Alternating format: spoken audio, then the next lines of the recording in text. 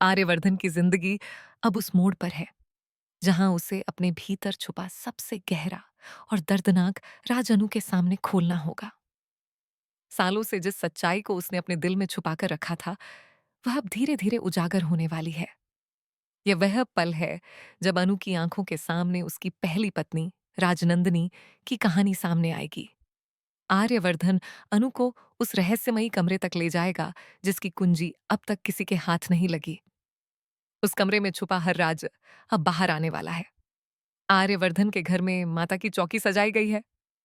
पूरे घर में भक्ति और गंभीरता का माहौल है। अनु भी वहां पहुंचती है। आर्यवर्धन उसे देखते ही गहरी सांस लेता है और उसका मन कई भावनाओं और सवालों से उबल रहा होता है। वह अनु को पास बुलाता है और कहता है कि तुम यहां तो आई हो, लेकिन फिर वही सवाल पूछोगी जिनके जवाब अभी तक तुमने नहीं सुने। अनु नम आंखों से कहती है कि उसे राजनंदिनी जी से मिलना है, उनसे माफी मांगनी है। उसने आर्यवर्धन के बारे में जो कुछ भी सोचा था वह गलत था। उसकी आंखों में डर और उम्मीद एक साथ झलकती है। आर्यवर्धन हल्की मुस्कान और थोड़ी गंभीरता के साथ कहता है कि उसे राजनंदिनी से मिलाना तो संभव नहीं, लेकिन वह कुछ दिखा सकता है जो कई सवालों का जवाब देगा। फिर वह अनु को उस बंद कमरे के पास ले जाता है जहां राजनंदिनी की यादें हमेशा छुपी रहती थीं। कमरे के दरवाजे का खुलना भी एक डर और रहस्य का संकेत देता है। जैसे ही दरवाजा खुलता है, कमरे में एक भारीपन और अजीब सी खामोशी महसूस होती है। आर्यवर्धन अनु को एक तस्वीर दिखाता है और कहता है, यही है राजनंदिनी। अनु उस तस्वीर को देखकर हिल जाती है। वह पूछती है, इनके साथ क्या हुआ? क्या ये अब जिंदा नहीं है? आर्यवर्धन का चेहरा गंभीर हो जाता है। वह बताता है कि राजनंदिनी अब इस दुनिया में नहीं है। वह उसकी पहली पत्नी थी, उसका पहला प्यार भी। उसकी मौत ने आर्यवर्धन की जिंदगी के हर हिस्से को हमेशा के लिए बदल दिया। अनु टूट जाती है। उसके आंसुओं का सैलाब इस दुख को बयान कर देता है। वह जानना चाहती है कि राजनंदिनी के साथ ऐसा क्या हुआ जिसे जानकर सबके होश उड़ जाएं। आर्यवर्धन धीरे धीरे कहता है कि वह पूरा सच अभी नहीं बता सकता, लेकिन इतना जरूर है कि उसने राजनंदिनी से बेहद प्यार किया था और आज भी वह उसकी यादों में जिंदा है। अनु अब समझ जाती है कि उसके दिल में आर्यवर्धन के लिए प्यार अभी भी जिंदा है। उसकी भावनाएं उसके फैसले को स्पष्ट कर देती हैं।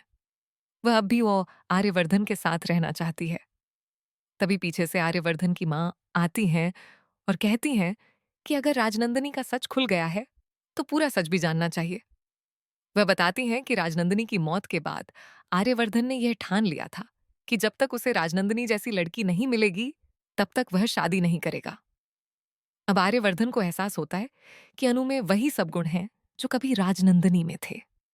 अब साफ हो गया है कि राजनंदिनी के जाने के बाद अनु और आर्यवर्धन की शादी अवश्य होगी, लेकिन यह शादी केवल एक रिश्ते का मिलन नहीं होगी।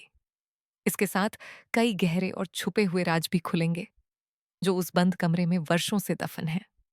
आने वाले समय में आर्यवर्धन से जुड़ा एक ऐसा रहस्य उजागर होगा जो सबको हिलाकर रख देगा।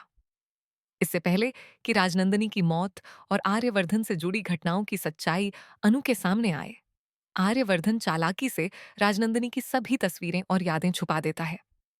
वह नहीं चाहता कि अनु पूरी सच्चाई जानकर कोई ऐसा कदम उठाए जिससे उनका प्यार खतरे में पड़ जाए। असलियत यह है कि राजनंदिनी और अनु दोनों एक जैसी थीं। अनु राजनंदिनी का पुनर्जन्म है। जो राजनंदिनी मर चुकी थी, वही अब अनु के रूप में लौट आई है। शादी के बाद जब अनु आर्यवर्धन के घर जाती है, तब उस काले दरवाजे की सच्चाई सामने आती है, जिसके पीछे छुपा हुआ राजर एक भयानक सच को उजागर करता है।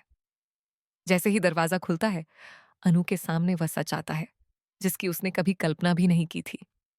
उसके पैरों तले जमीन खिसक जाती है। वह विश्वास ही नहीं कर पाती कि जो आर्यवर्धन बाहर से शांत और भोला लगता था, उसके पीछे इतना अंधेरा और रहस्यमयी सच छुपा हुआ है। यह कहानी अब केवल प्रेम या रहस्य तक सीमित नहीं है। यह अनु और आर्यवर्धन की जिंदगी के सबसे बड़े मोड़ की तैयारी है, जहां प्यार, धोखा, रहस्य और सच्चाई एक साथ सामने आएंगी। हर दृश्य में नए राज का खुलासा होगा और दर्शक यह देखने को तैयार होंगे कि अनु और आर्यवर्धन का रिश्ता कितनी गहराई तक प्रभावित होगा।